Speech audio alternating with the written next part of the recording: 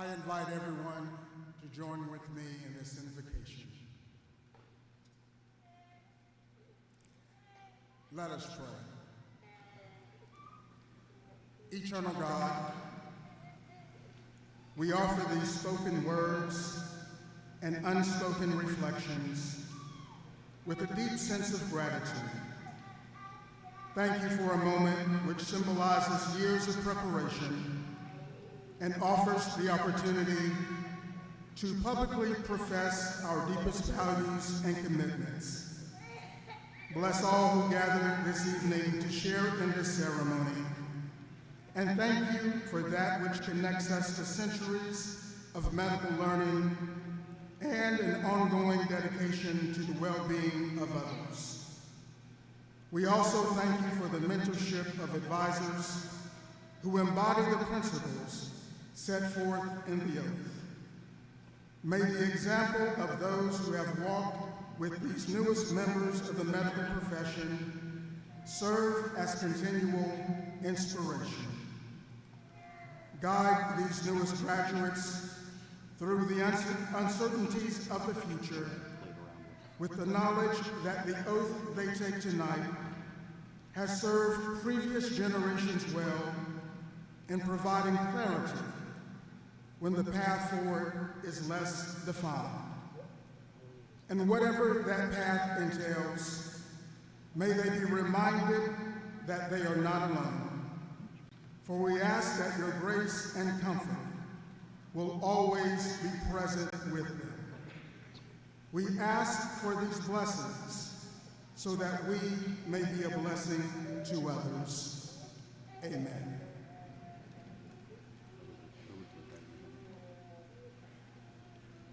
Please be seated.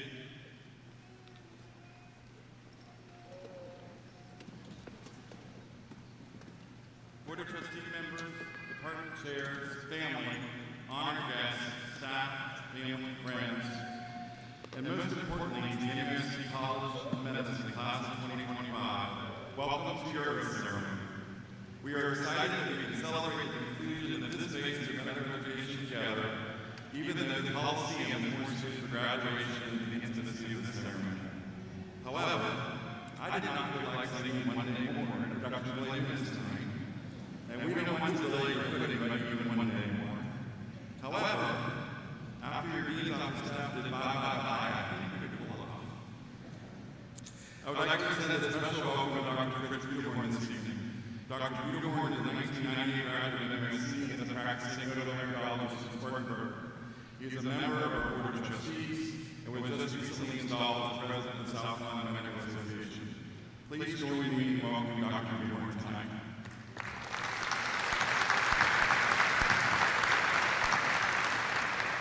Fritz, we appreciate your time taking out from your busy schedule to be here. The oath ceremony is one of my favorite events of the year. You were the first sort of post-COVID class, and we had to learn how to mix in-person learning with online classes. And you had to learn how to study differently and decide what method worked for you. You studied in class and in coffee houses, apartments, and I've heard rumors that maybe even over a year or two. Your hard work and perseverance paid off, and now you're marking the end of your journey as a medical student. Note that I did not say the end of your medical education. You will be learning throughout your life as a physician, first as a resident, then perhaps as a fellow, and even as an attending. I am certain that your faculty has installed in each of you a desire for lifelong learning. One of the reasons I enjoy the oath ceremony so much is the history that's embedded into this event.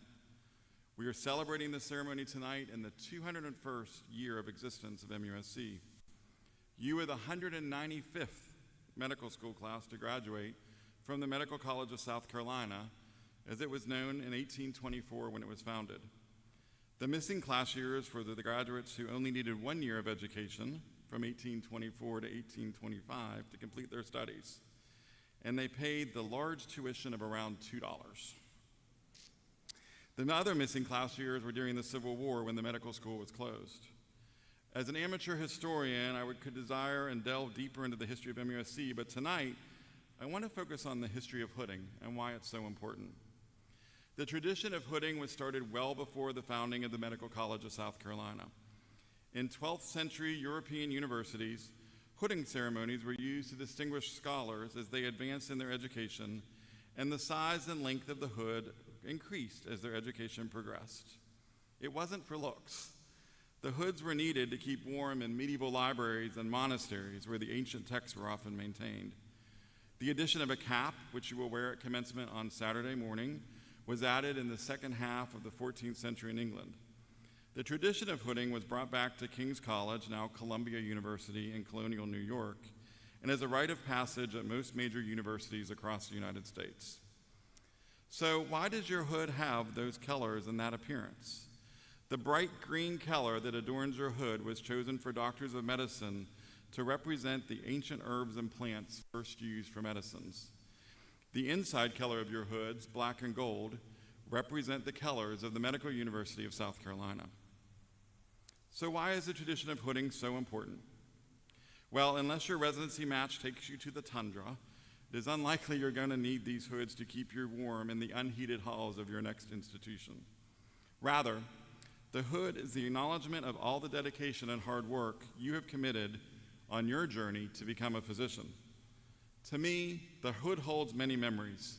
The nervousness of talking to your first standardized patient, taking that dreaded board exam, figuring out how to use Epic, and maybe even how to round using FaceTime with your team when you became sick or were told that you were not to come in for rounds. It also holds the happy memories of friendship formed over long nights of studying, celebrating after you finished that impossibly hard shelf exam, and the excitement you all felt on match day. Finally, I suggest that the hood holds all of the love and support from the friends, loved ones, and family members with whom you are present today. Without their support, you would have had a much harder time achieving this milestone. They are with you today to celebrate your achievements, and it is fitting that we thank them with a round of applause for all they have done to help you accomplish your goal of becoming a physician.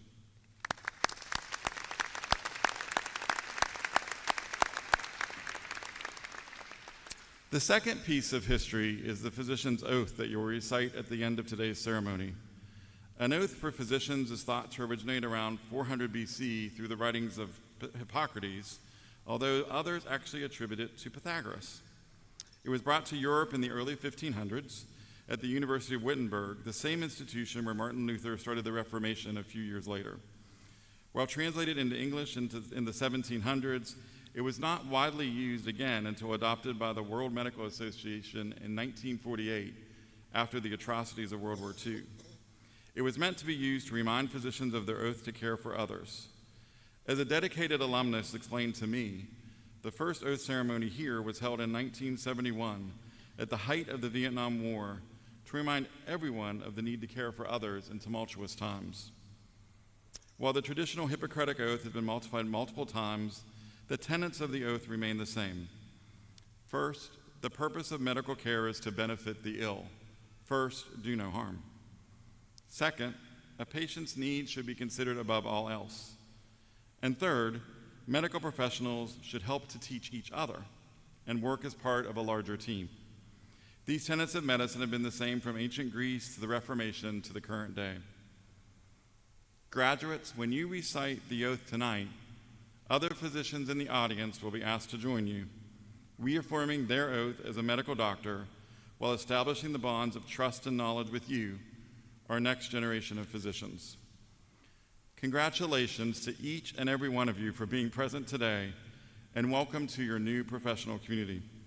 You join a rich history of centuries of medical care and over 200 years of medical education in the state of South Carolina. Tonight, we are excited to celebrate you.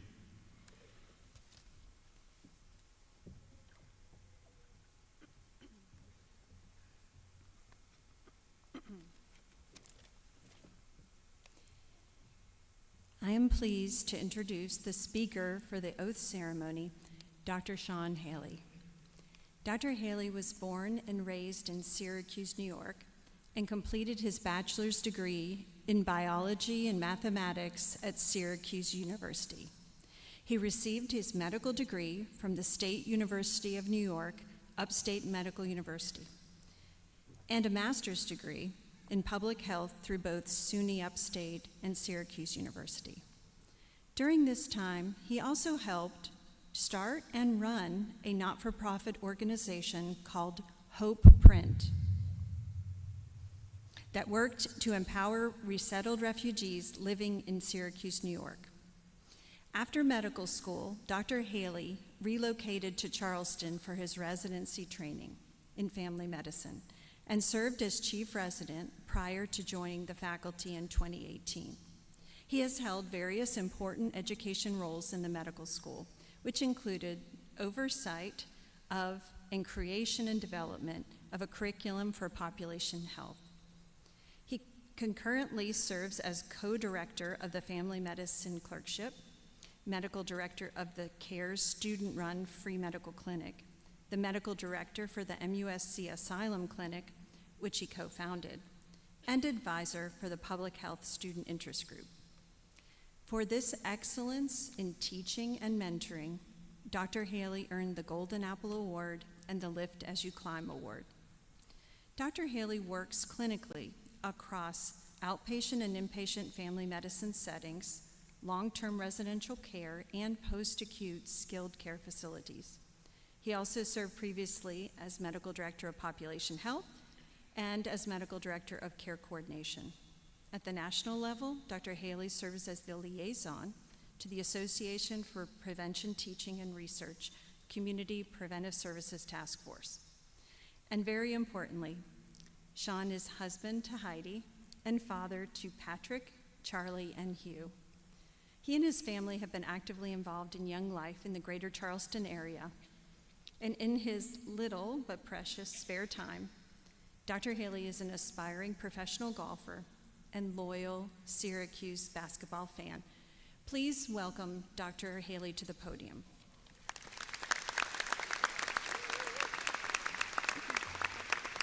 We can make it, always be optimistic. If you don't listen, gotta live my life the best way that I can live it. I pray for justice when we go to court. Wish it was all good, so the country never even went to war. Why can't we kick it and just get them on? And in the famous words of Mr. King, why can't we all just get along? Hope we can find a better way than shopping peas and I hope we find a better way than copping keys and I wish everybody would just stop and freeze and ask, why are we fulfilling these downfalls and these prophecies?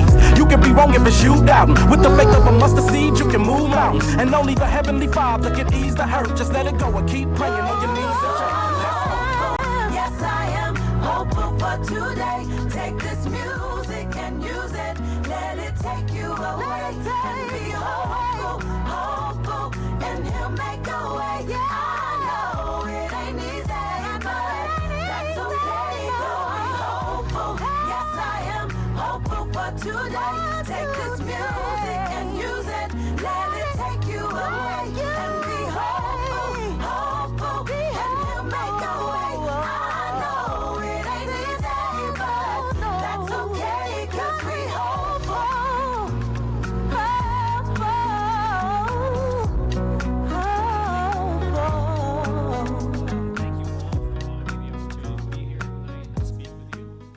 If this is your first time in a Sean Haley lecture, there is always music. Tonight was a special request from Dr. Lee Letty, who told me I had to reference Coach Carter somehow. So this is my nod to him and, of course, Twista.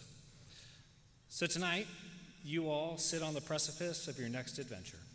We get to celebrate the accomplishments of yesterday and look forward to the promises and challenges of tomorrow.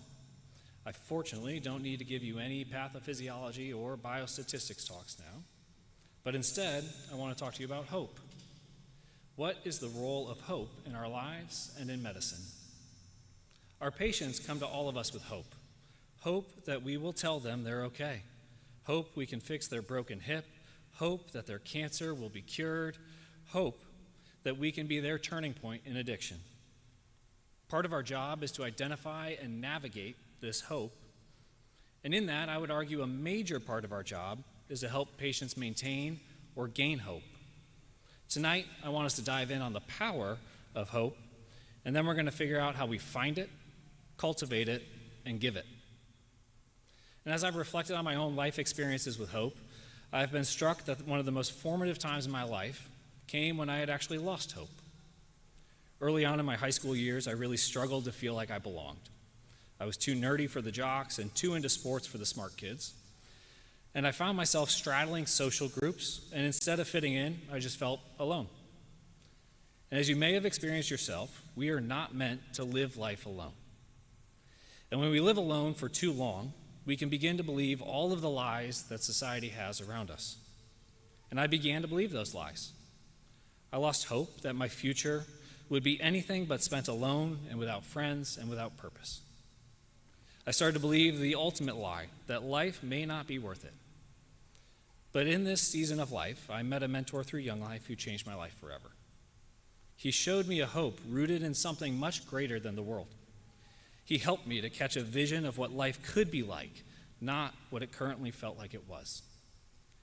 While talking at a picnic table in Frontier Ranch in Colorado, he gave me a small blue card with a quote from St. Paul to the Roman Church that said, "Do not conform to the pattern of this world, but be transformed by the renewing of your mind." And for the past 20 plus years of my life, I have spent my life living into a hope of better days that was planted by him, and ever encouraged that I need not conform to what the world was telling me in that moment. In a time of my life marked by feelings of hopelessness, hope was found. Once it had been found, I have since had the challenge to cultivate it in my day-to-day life and give it to those around me. It is these three actions in my own life that I think we can all try to apply in our practice of medicine. I think it's important to recognize that there are things in medicine that don't make sense. Diagnoses and outcomes that feel awful and are hard to make sense of. But we also see the opposite. We see positive outcomes where it's easy to imagine the opposite happening. Numerous times over the past 10 years, I've watched folks with terminal conditions live past their projected life expectancies, to see a grandchild get married, or see their child graduate, or even just return home after a complex surgery. All of these patients possess two deeply intertwined things: purpose and hope. They had a goal and a deep belief that they could reach it. Those patients tapped into a reservoir of hope that at times I admittedly didn't see or appreciate. And as I reflect on those times, I can see clearly now that my assignment is not to squash that hope, even if I think it might be misplaced in the moment. Instead, I can foster that hope and cultivate it while still presenting the information I have in front of me as a professional. Literature defines hope as a cognitive and motivational attribute needed to initiate and support action towards achievement of a goal. And individuals with a greater sense of hope were shown to have reduced risk of all-cause mortality, that's good, remember, fewer chronic health conditions, increased life satisfaction, and better social well-being.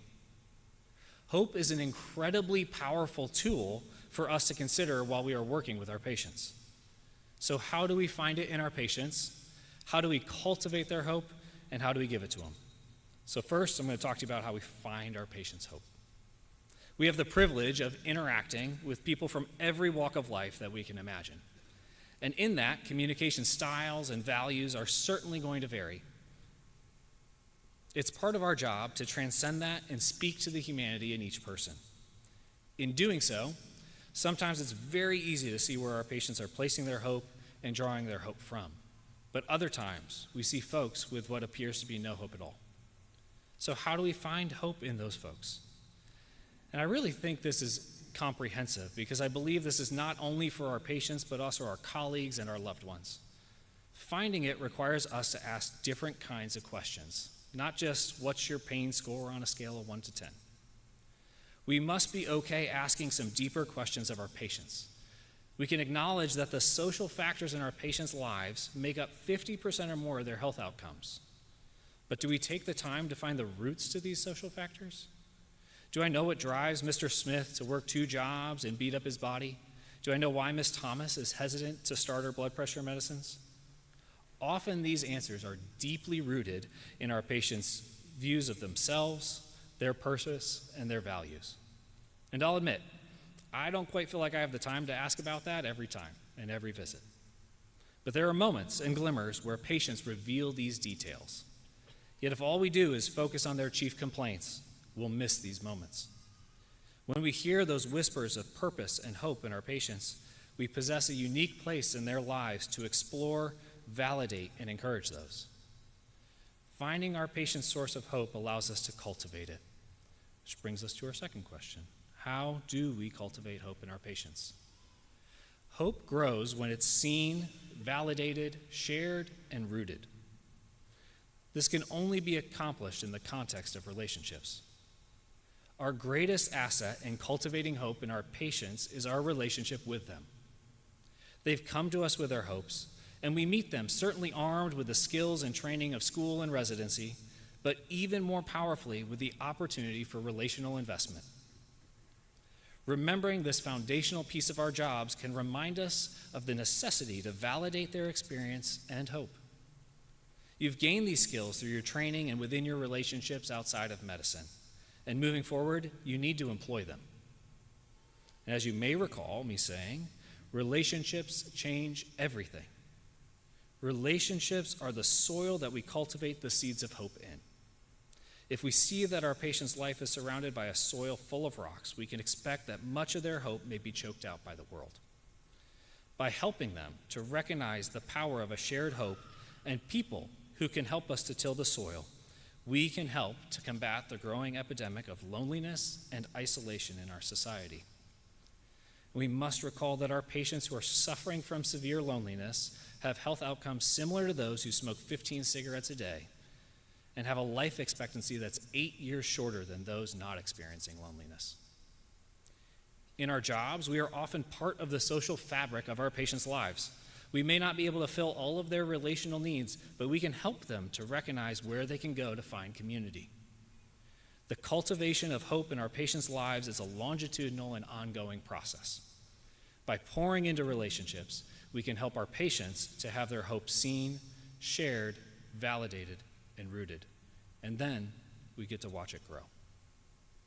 Sometimes we aren't going to be able to find what our patients are hoping in, and therefore we cannot cultivate it. Instead, our challenge then is to give them hope.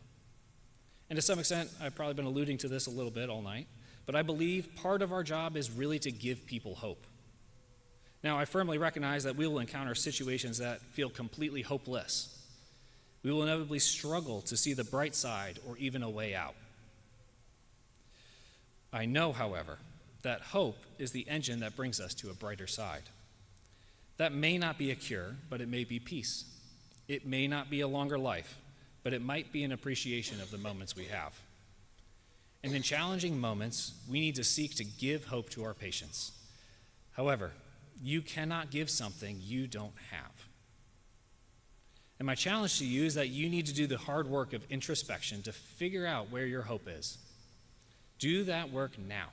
Don't wait until it feels like all hope is lost. If you do wait, you study week studiers, remember this. When I have felt that I have lost hope, the truth is that it isn't lost. My hope has just been misplaced.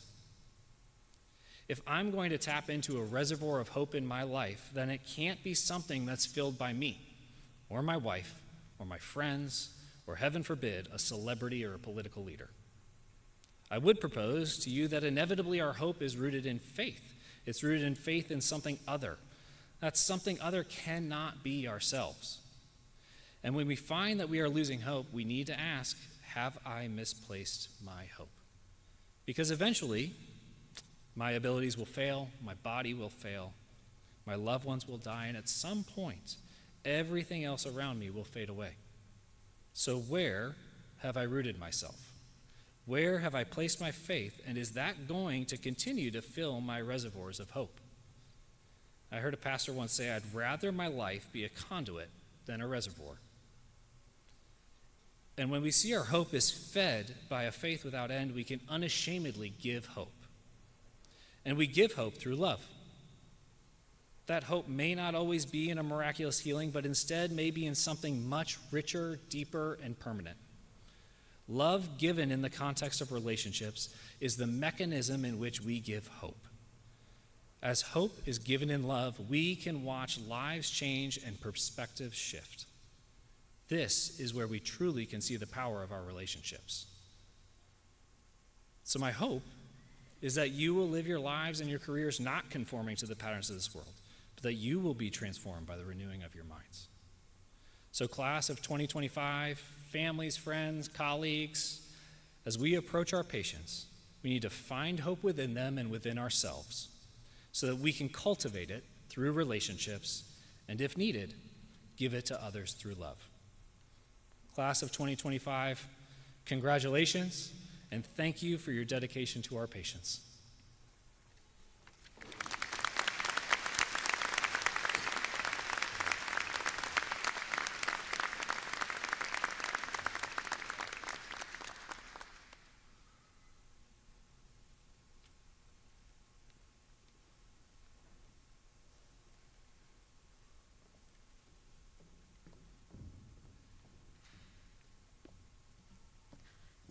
Thank you, Dr. Haley. Although I am a little jealous I didn't get a walk-up song.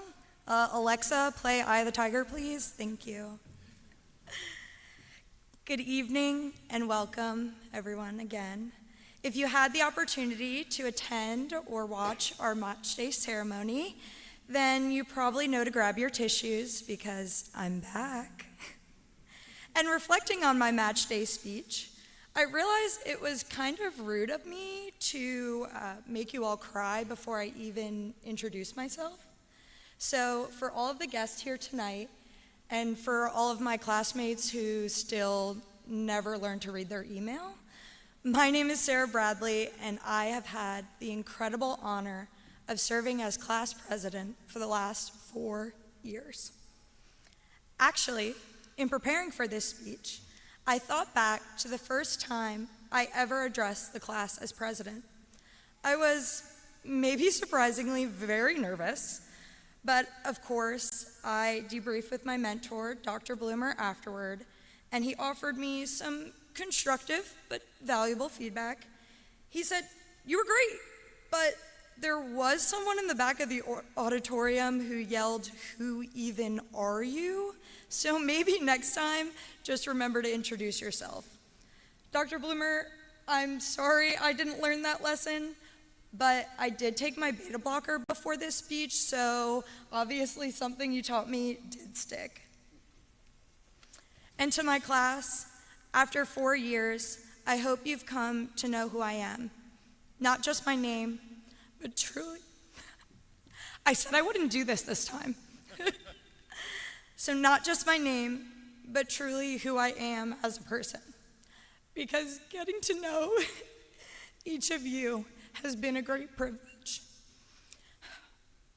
Medical school is an interesting experience because in just 4 years, you go from someone who folded like a lawn chair in your first anatomy class, Annie Crib, or someone who didn't know there was a right and wrong way to wear a stethoscope, to a literal doctor, a physician. Let me take a moment to remind you all how truly remarkable that accomplishment is. And a very special shout out to those in this room who climbed even steeper hills to get here. To those underrepresented in medicine, to those first-generation college and even first-generation high school students and graduates, to those who balance this with parenting or full-time caregiving, to those who did this while battling illness of their own. This journey wasn't easy, and for some of you, it didn't fit nicely packed into 4 years, but you did it. This class is special. You push me every single day to be better, a better leader, a better classmate, a better future physician. I wanted to be my best, not just for you, but for my future patients because of you. But like I mentioned, we didn't exactly start out where we are today. So now that I've flattered you all a little bit too much, I'd like to have a gentle reminder of our humble beginnings, because that's how medical training works. If you're not used to being humbled yet, remember your match day contract is 90 days binding.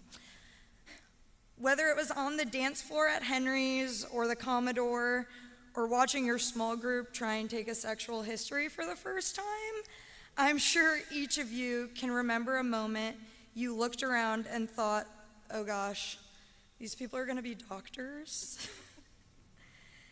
And in the spirit of shared humility, I dug up a few of my favorite small group quotes to remind us just how far we've come. For those of you who may not be familiar, small group is where we learned how to take a medical history and do a physical exam, all for the first time. We practiced on a standardized patient in front of our instructor and about 8 of our classmates. So yes, it was awkward as it sounds, but with that, naturally, it led to some unforgettable moments. Like this one from a classmate, nervously about to begin their first physical exam. He said, "Can I touch you?" And another from a classmate, again, doing a physical exam in front of 8 of his peers. He said to a male standardized patient, "I'm just gonna drape this over you like a little bikini top. You know a bandeau?" And a class favorite from someone doing that personal history section I mentioned earlier. "So I assume you're only having sex with your wife?" We had the unique experience of growing into physicians by each other's side, but we also watched each other grow into the people you'd want to be your physician. We watched each other grow into leaders, researchers, educators, mentors, husbands, wives, parents, yes, including pet parents. And with that, perhaps most importantly, we learned that life does not pause for our careers. So instead, we learned to grow right alongside them. If there's one thing I hope you take from this speech, it's this: keep your goals high, but don't stop living while you work to achieve them. And that's coming from me, guys, okay? Because as we step into residency training, I want you to remember, we don't need more perfect doctors. We need human ones. Remember your least favorite attending, and just don't be that guy. Go into each day with the goal just to suck a little bit less than the day before. Take care of your co-residents and better care of your med students. And don't forget, imposter syndrome is lying to you. You deserve every step of this. Thank you for trusting me with this role. Thank you for the love, the laughter, and the late night texts with things you definitely could have Googled. 3 out of 5, best class I've ever worked with.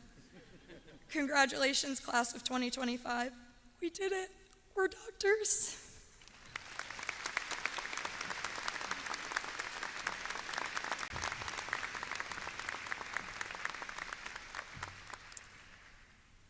It is our tradition here at the Medical University of South Carolina that each student gets to choose a mentor to whom they'd like to be hooded by, and we're proud to honor that today. So now it is both my honor and privilege to invite the class of 2025 to the stage to be hooded by their chosen mentor.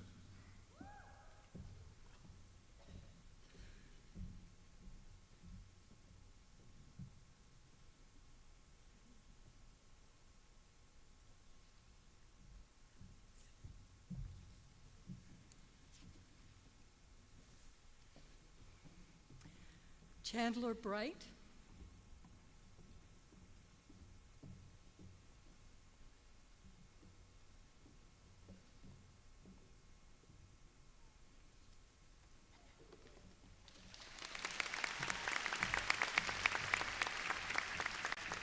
Andrew Brown.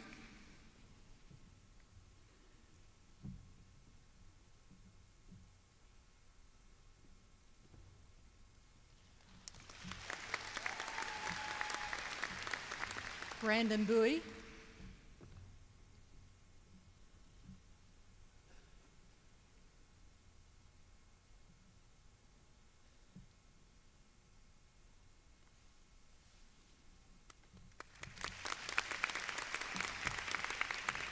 Uriah Chapman.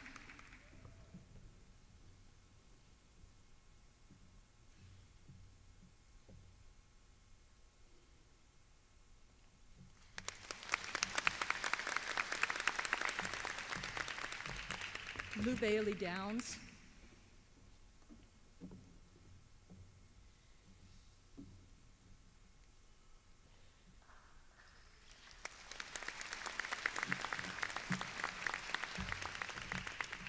Catherine Everett.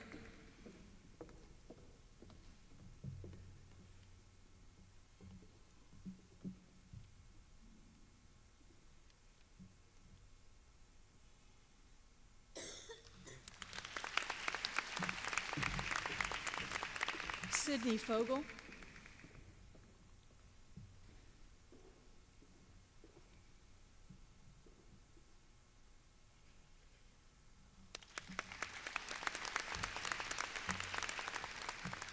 Jonathan Michael Gillespie.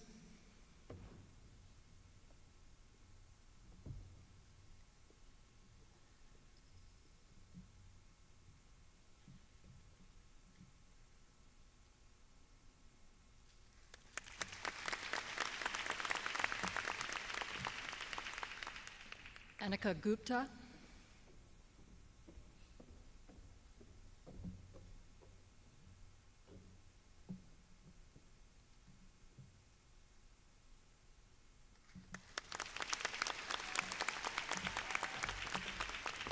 Tori Hirschman.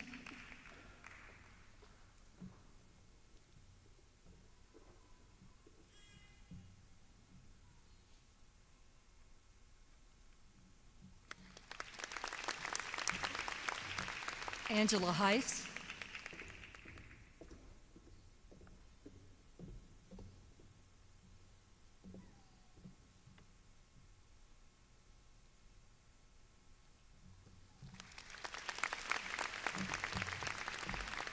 Elizabeth Hogue.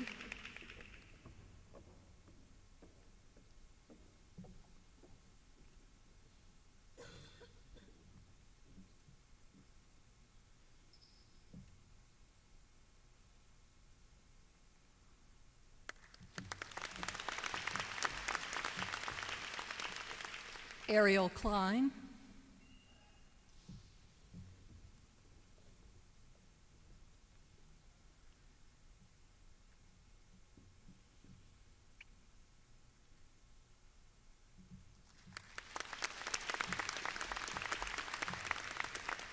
Luke Lancaster.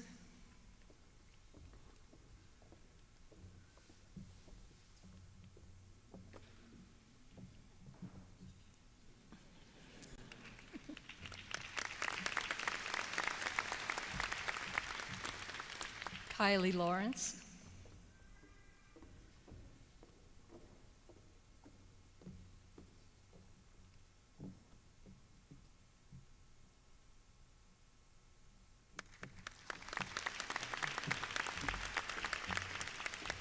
Stephen Lynn.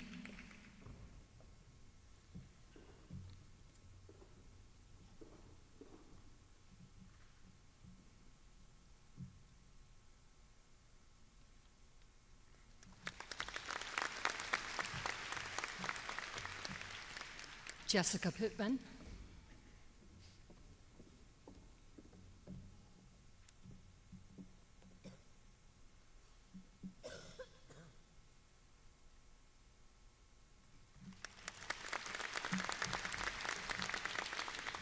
Surabhi Pula.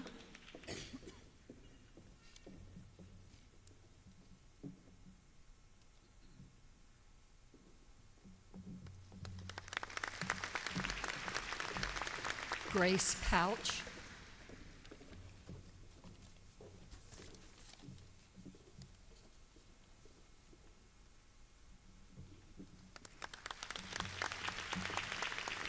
Carter Powell.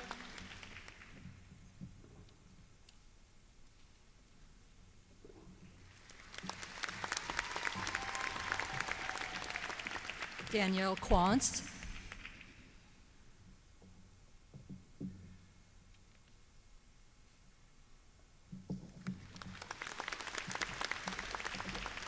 Madison Rabel.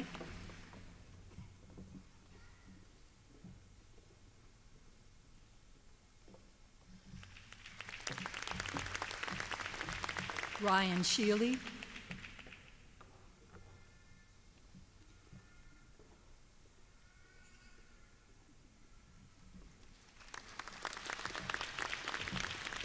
Jake Sossaman.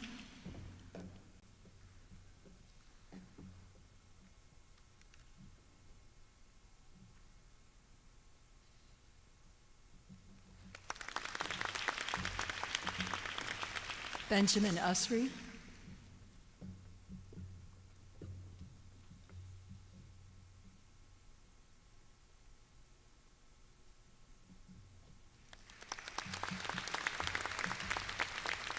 William White III.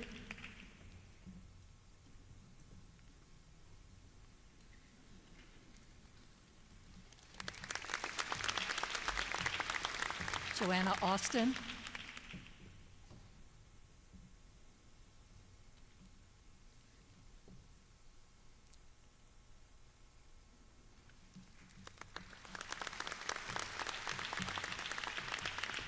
Karen Dewery.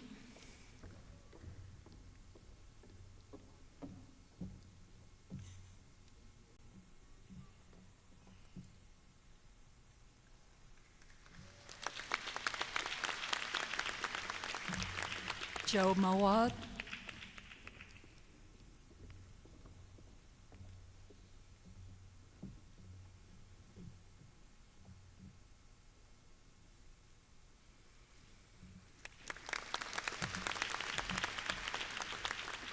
Peter Gare.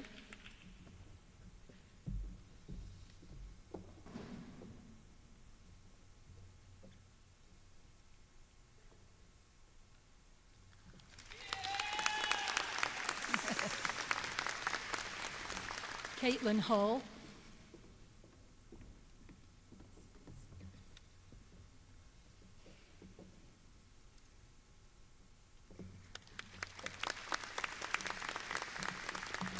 Taylor Metz.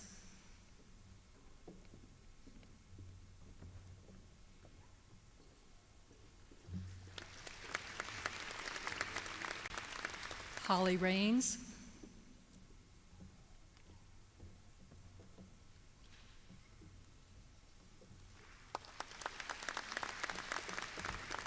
Natalie Shugart.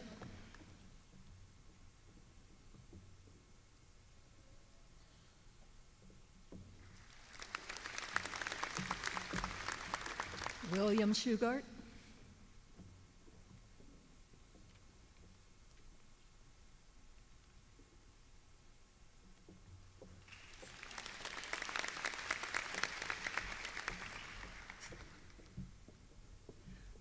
Sarah Rose Bradley.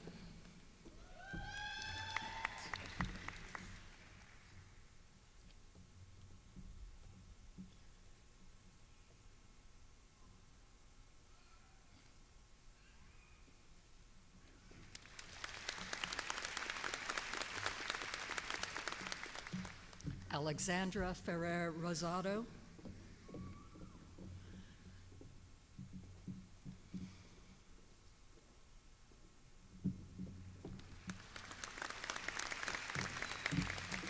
Gabrielle Rawls.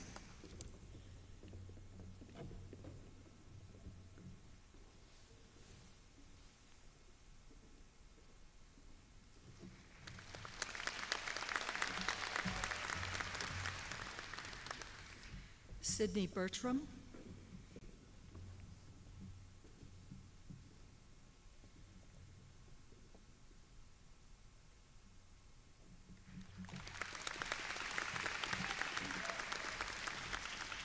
McKay Meyer.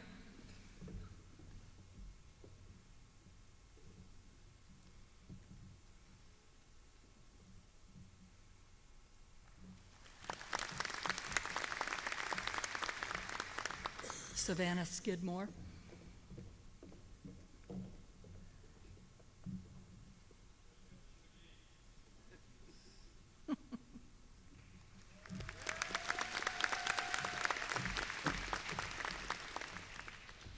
Jonathan Ferguson.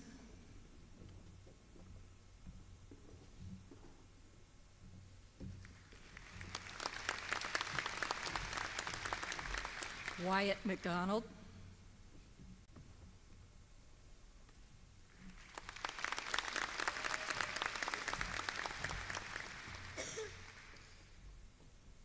Fong Z.T. Lee.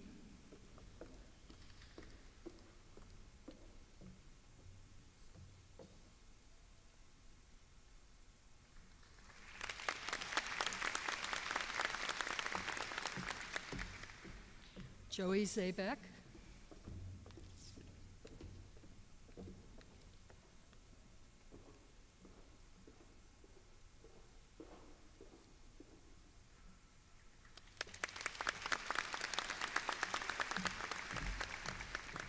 Samir Abral.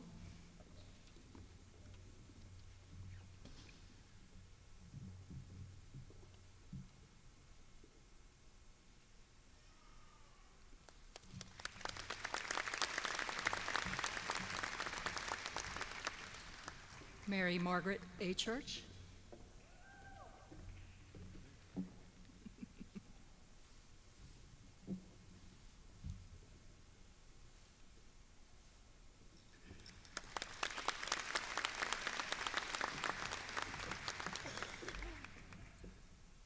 Elizabeth Aruda.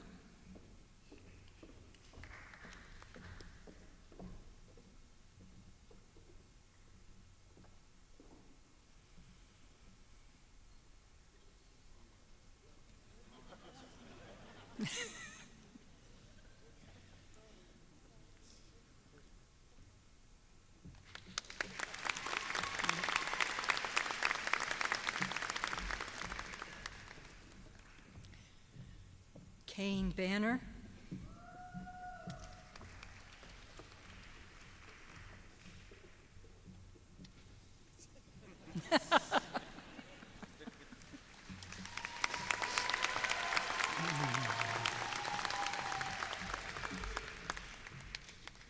Christian Barksdale.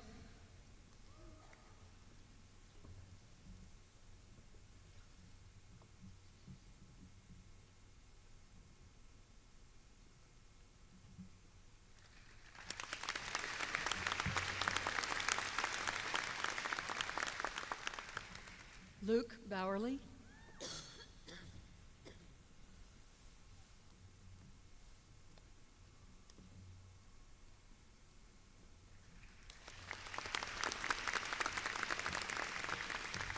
Mary Prickett Bettinger.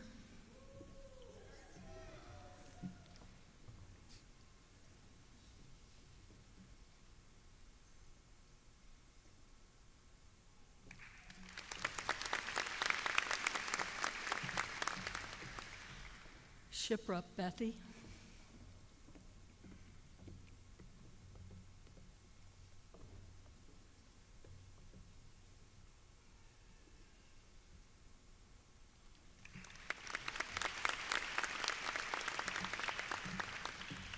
Cora Bisbee.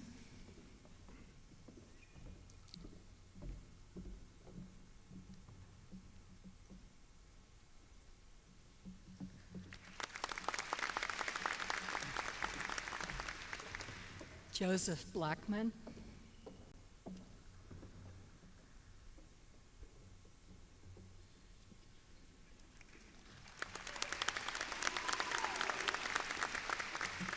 Hayden Braun.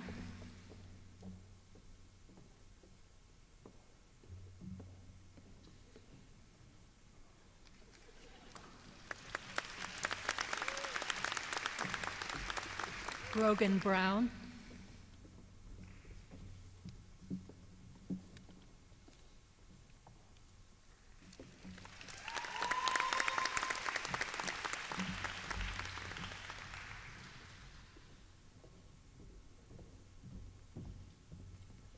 Rachel Brown.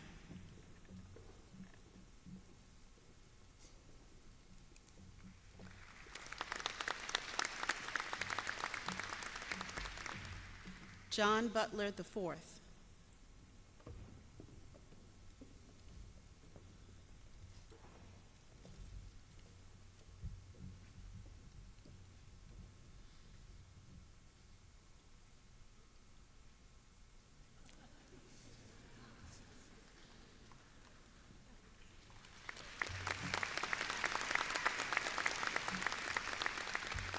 Rebecca Bird.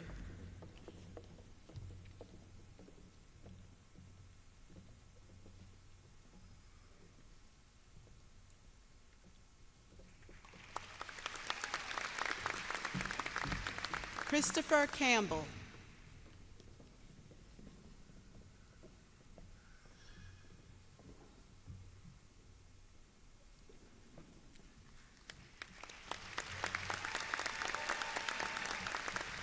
Courtney Carruthers.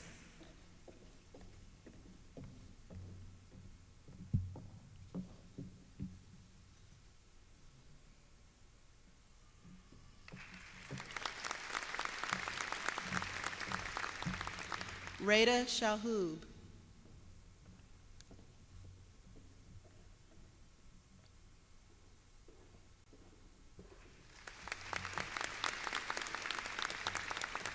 Eunice Cho.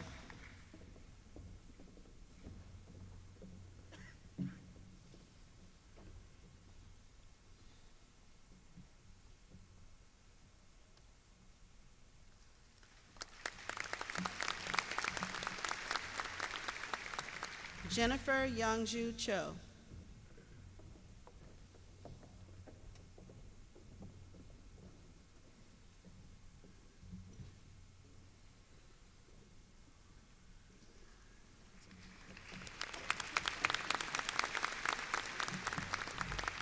Priya Chosky.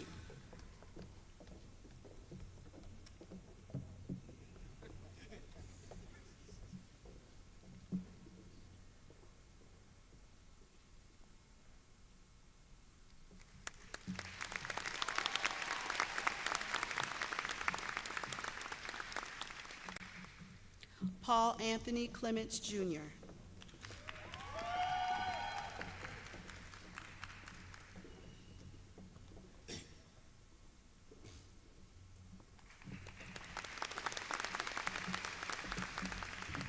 Caroline Corison.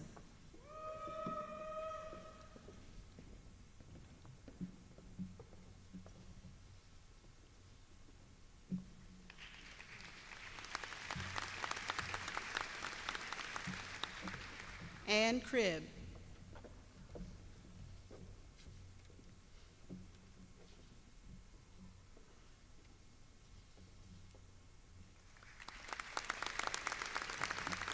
Maxwell Crisologo.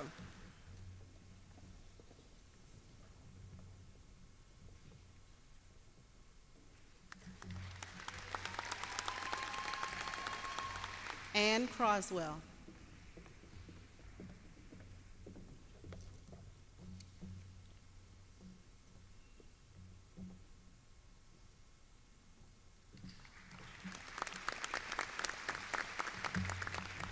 William Trevor Dacus.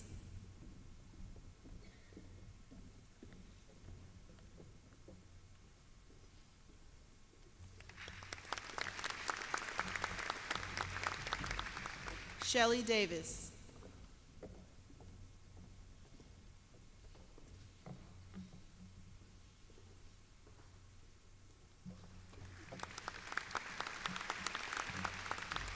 Miriam Dawood.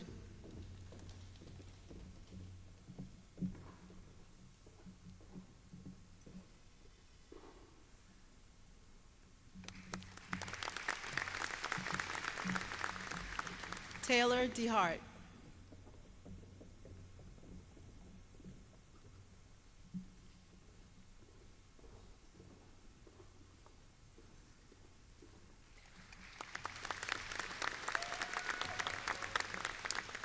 Sydney Derrick.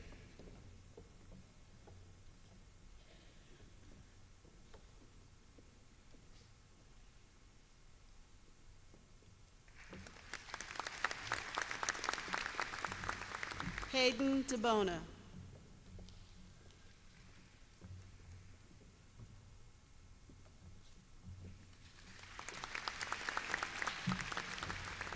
Isabel Doan.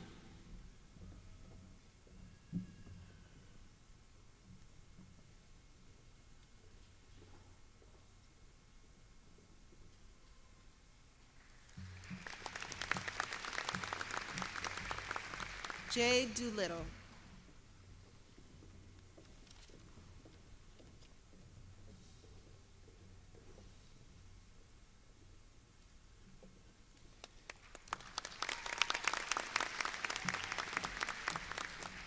Anna Itel.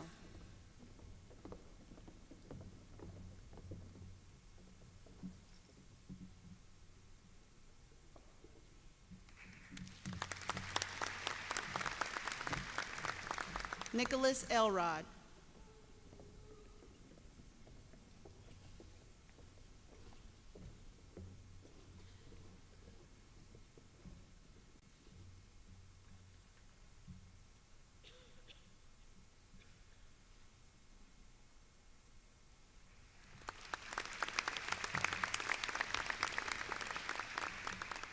Juliana Fairchild.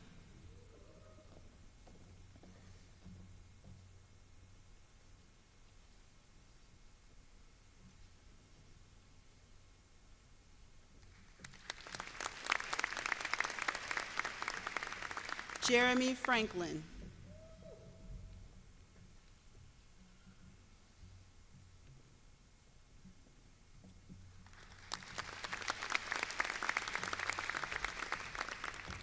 Stephen Godonsky.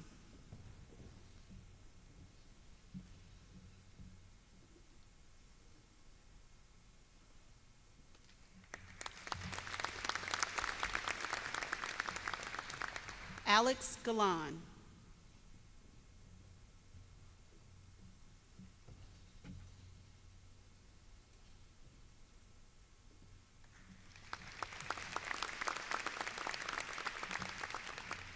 Carly Galan.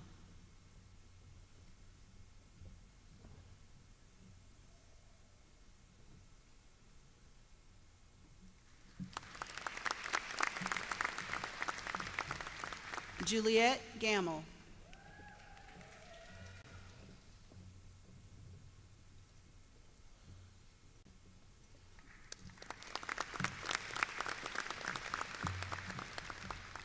Alexa Golbus.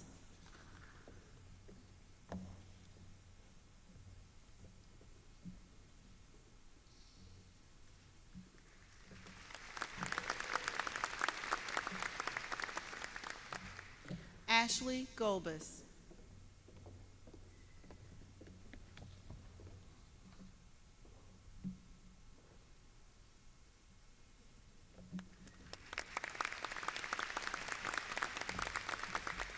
Elijah Harding.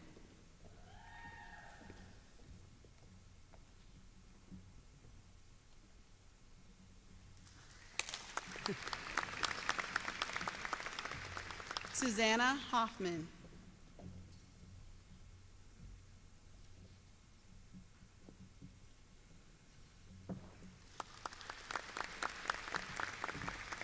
Blake Howard.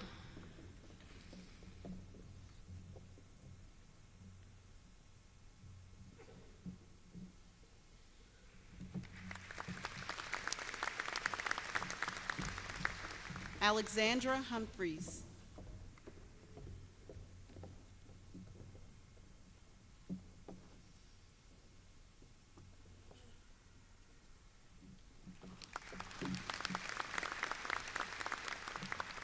Ryan Jackson.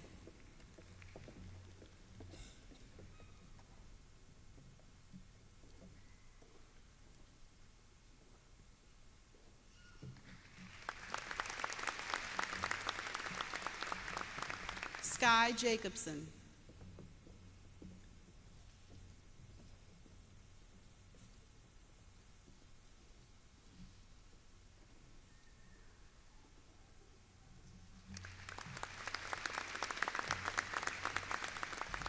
Douglas Jimenez Jr.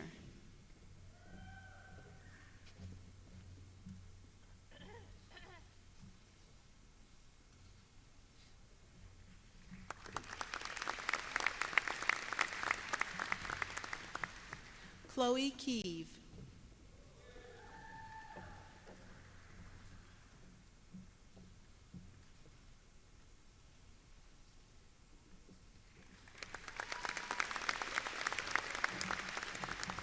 Rebecca Keller.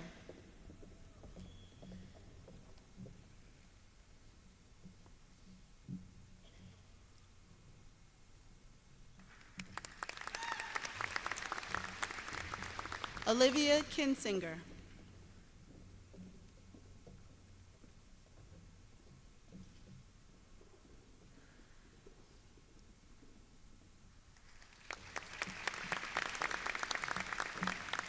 Chloe Emerson Kittleson.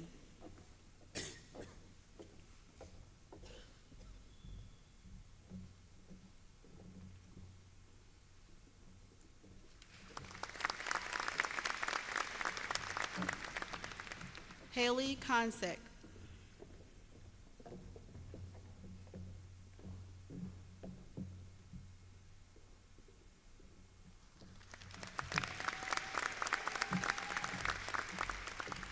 Madison Ladinas.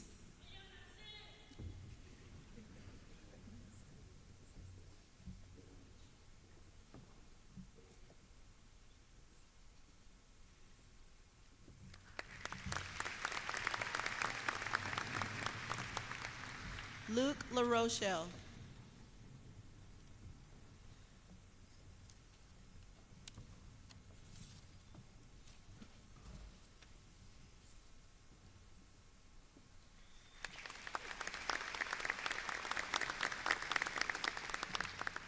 Emma Lawrence.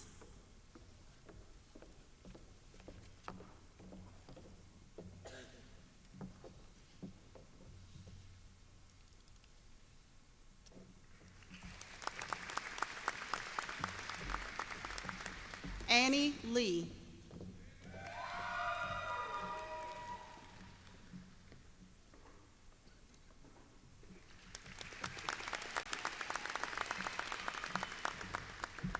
Alexandria Leland.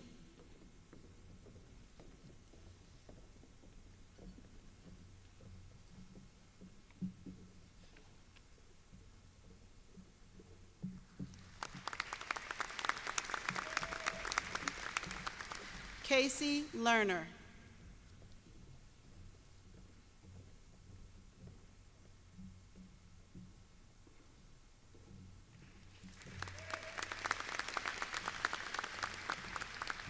Connor Lewis.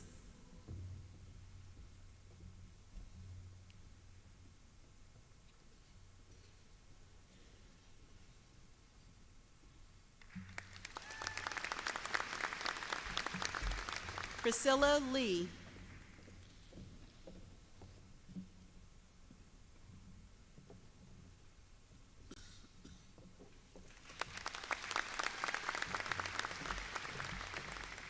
Alex Loiza.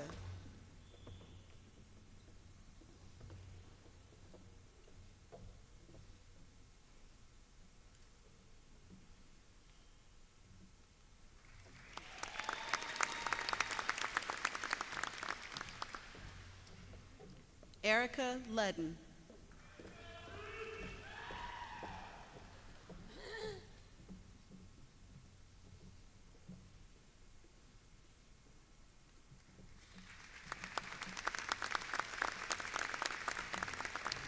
Drew Mesuria.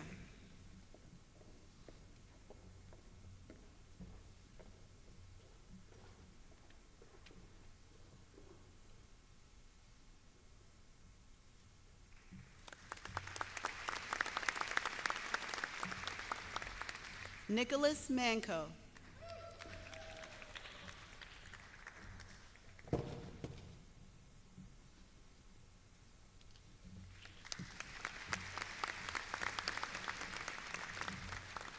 Abigail Mandel.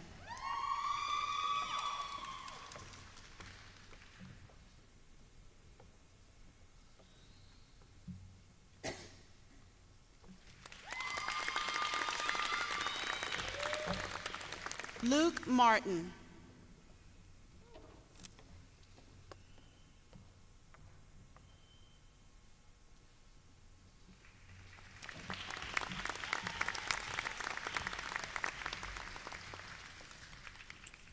Meredith Kate Martin.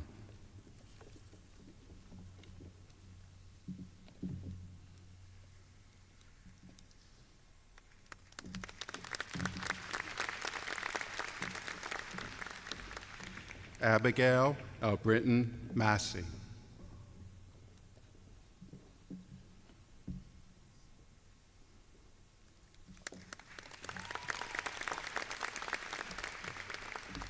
Megan Dempsey McDonald.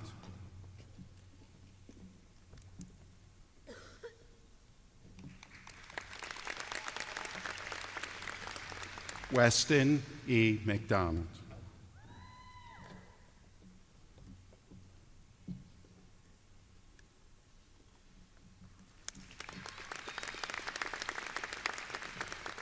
Elizabeth McGee.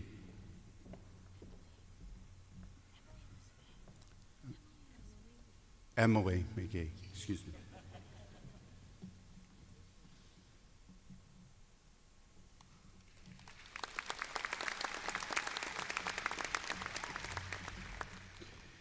William Alexander Meadows, Jr.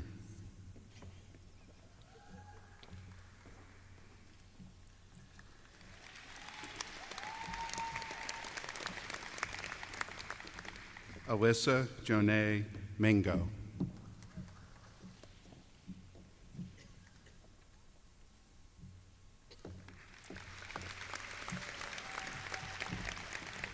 Hannah Mixer Kephart.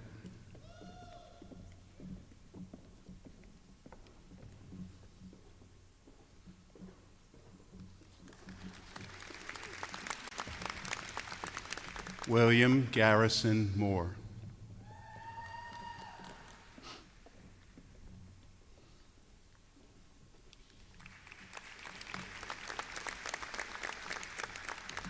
Quanadon Moses.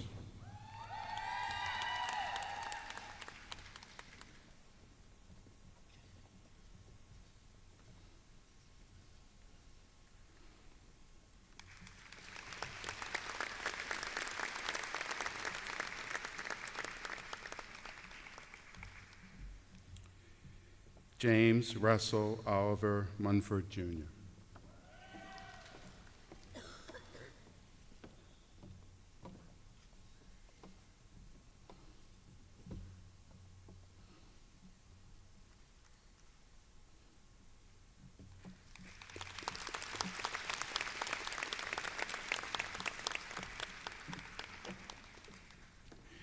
Avery Adana Afoji.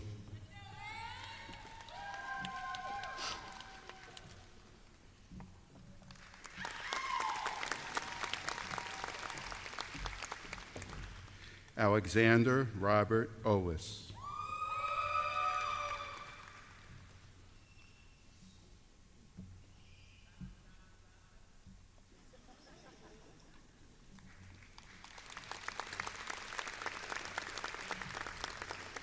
Cecilia Padron.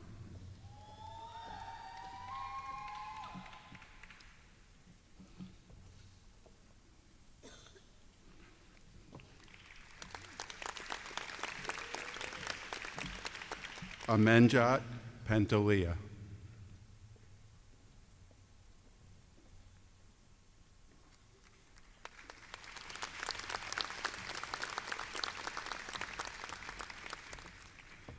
Mayank Ketinkimwa Patel.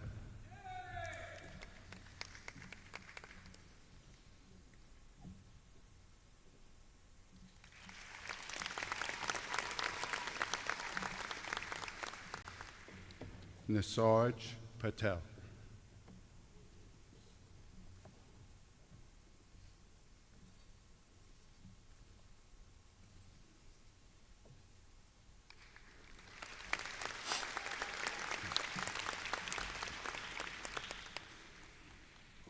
Isamar Perez.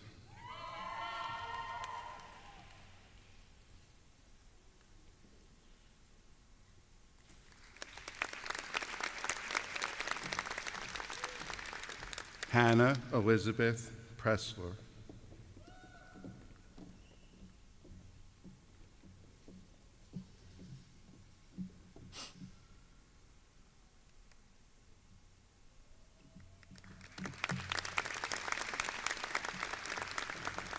Price Madison Rainwater.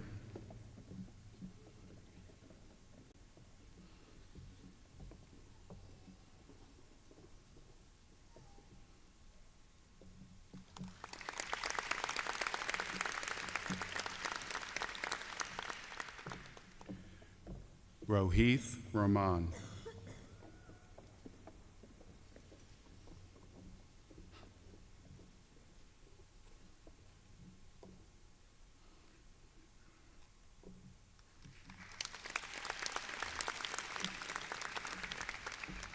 Arpit Rana.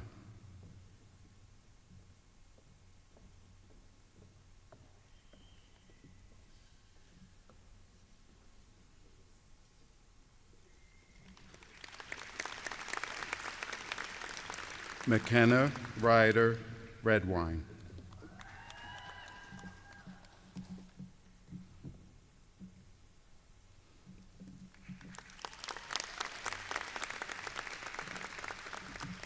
Bailey Elisa Richardson.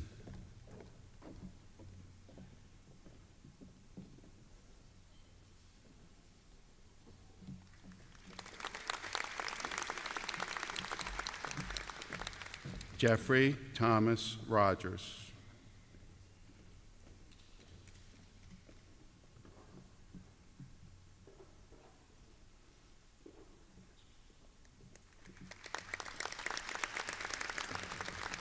Lewis Thompson Runge III.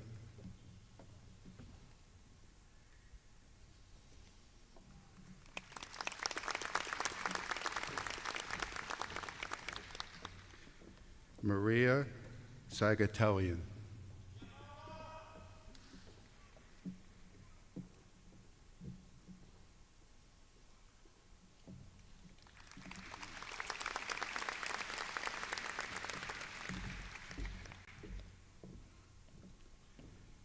Craig Delapina Salvatore.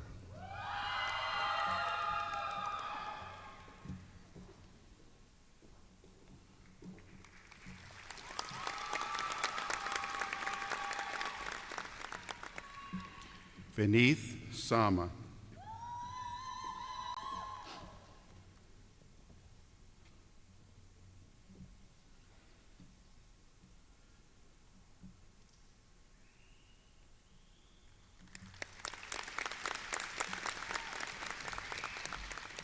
Emily Jo Circle.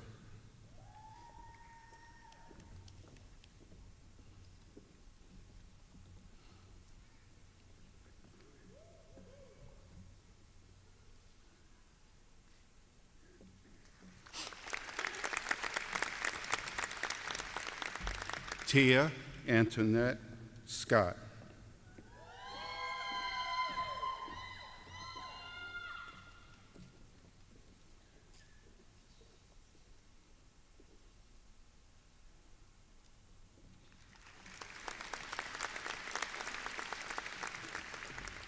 Curry Sherrod.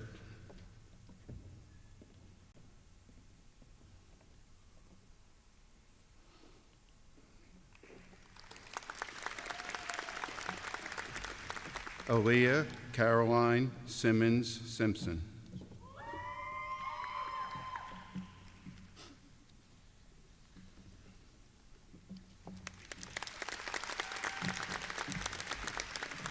Carter Davis Smith.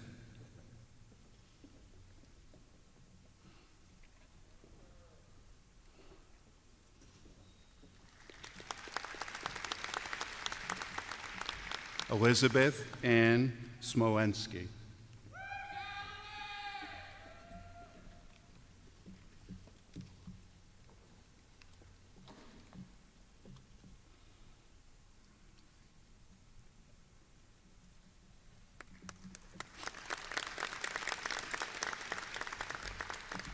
Kelly Marie Sokovitz.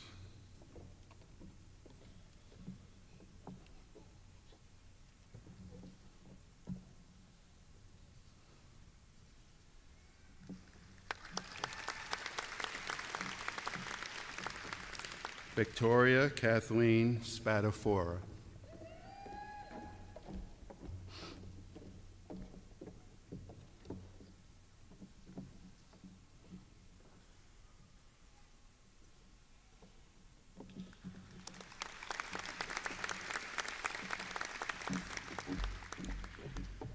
Hannah Allison Stone.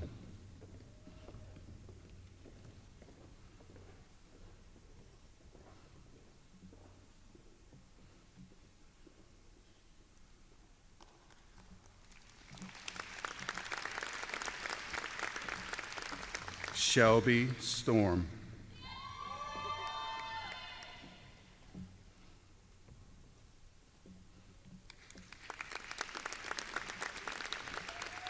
Benjamin Robert Terrell.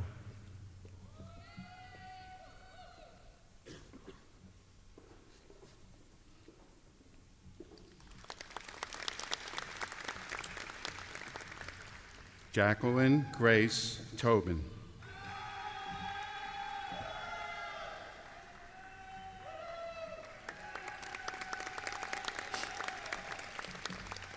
Elizabeth Von Swall.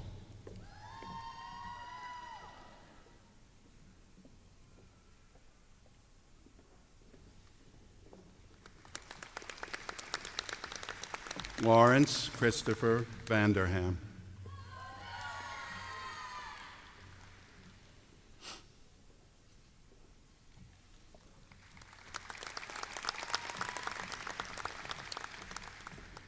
Taylor Vincent Livingston.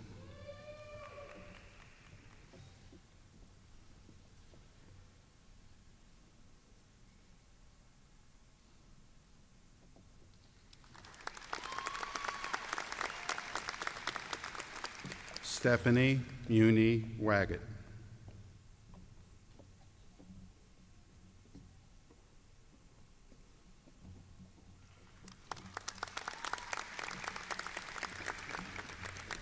Kayla Waxler.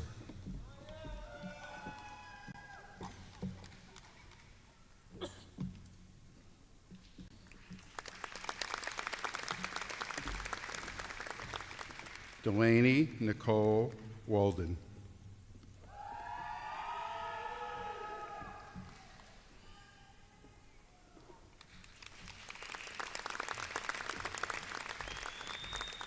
Whitney Shaniqua Washington.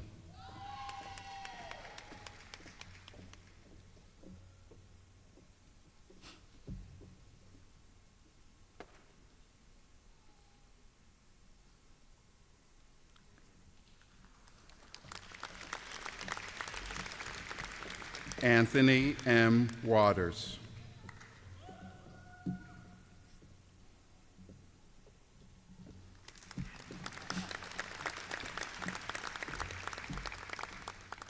Hannah Rose Wells.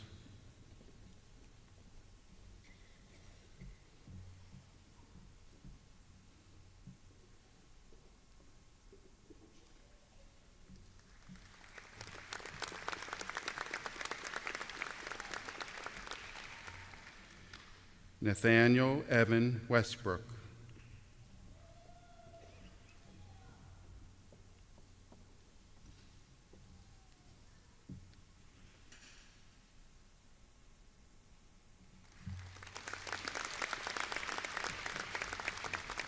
Kyle White.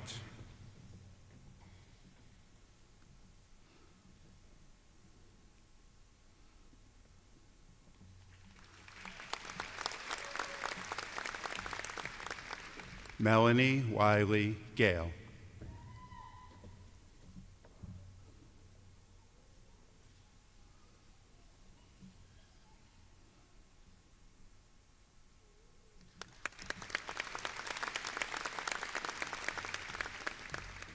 Ryan Kyle Wilkins.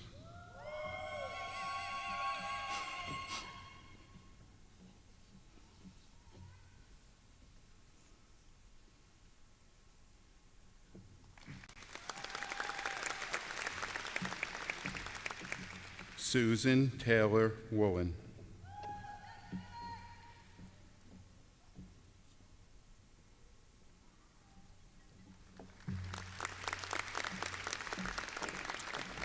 Melanie Teresa Bertolino.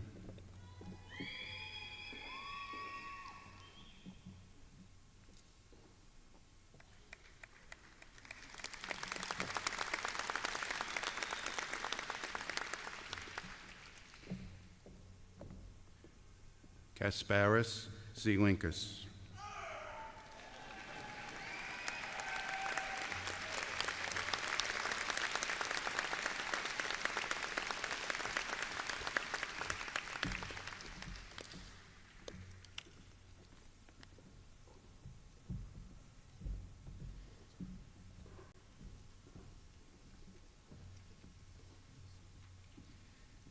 Please join me in one more round of applause for all of the graduates from 25.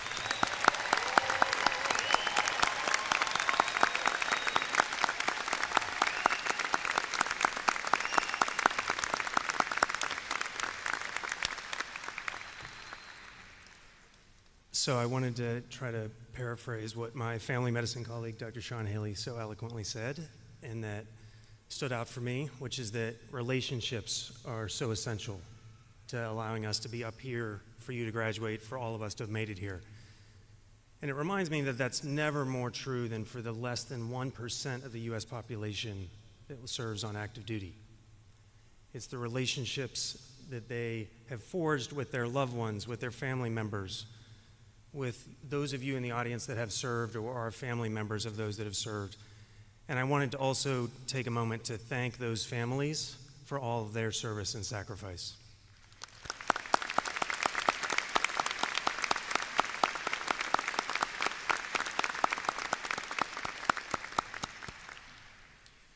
So the military oath is an opportunity for reflection. It's an opportunity where we are reaffirming our willingness to support and defend the Constitution of the U.S. Our graduate tonight, who is coming up on the stage, has already previously done that because all of our students that are under military contract have previously taken the oath of office to join the military and serve as a student in the Health Profession Scholarship Program. Now she has an opportunity to take the oath again to reaffirm her commitment. And it's also an opportunity to celebrate her promotion, because this is a promotion in military ranks from ensign to lieutenant. So since we're in this intimate space doing the oath, if there are any members of the military, former or present, that want to join us, you're always welcome to stand and raise your right hand as well.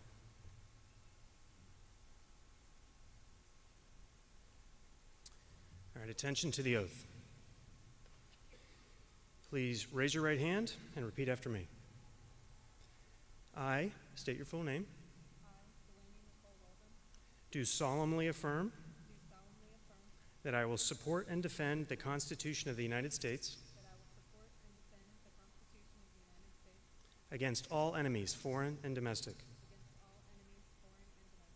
That I will bear true faith and allegiance to the same. That I take this obligation freely, without any mental reservation or purpose of evasion. And that I will well and faithfully discharge the duties of the office upon which I'm about to enter. So help me God. Ladies and gentlemen, please welcome the newest member of the United States Navy, Lieutenant Delaney Walden.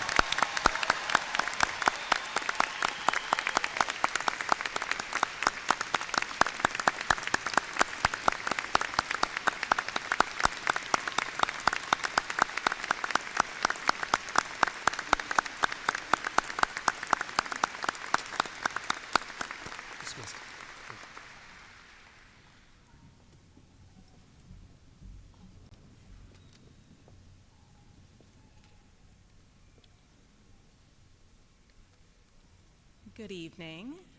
I invite the class of 2025 and all other physicians in the room to stand. Please open your pamphlets to the oath. We will recite the oath together. Today, in the presence of family, friends, teachers, and colleagues, I dedicate myself to the profession of medicine.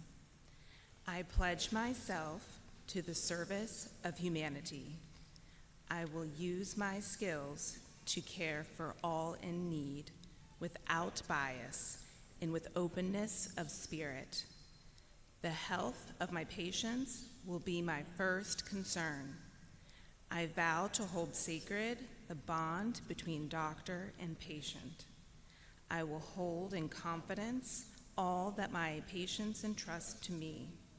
I will strive to alleviate suffering.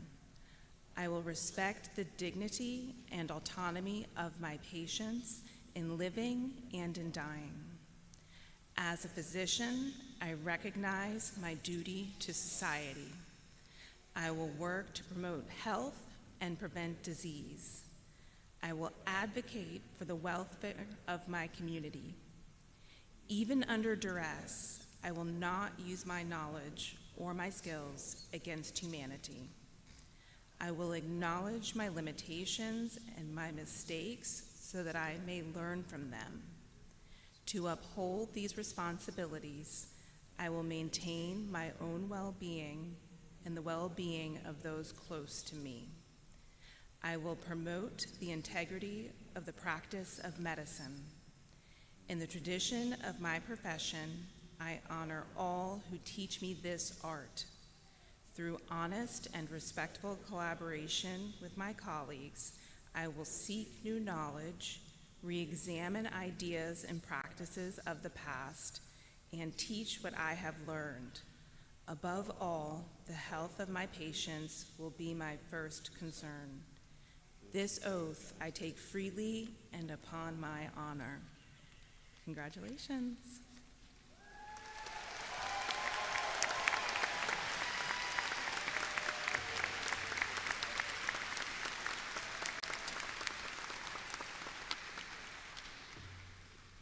You can be seated. Class of 2025, we are proud and honored to welcome you to the profession of medicine. And I will be proud to be hopefully the first one to call each of you doctor on Saturday morning when your degree is bestowed upon you by the Medical University of South Carolina. The theme of our bicentennial was then, now, next. And to the members of the class of 2025, this is your now, and you are our next. Congratulations and welcome.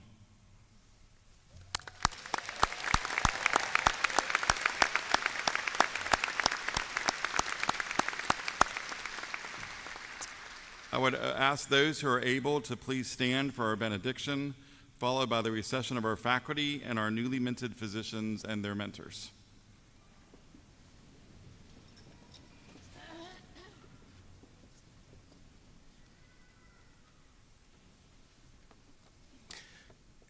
Let us pray.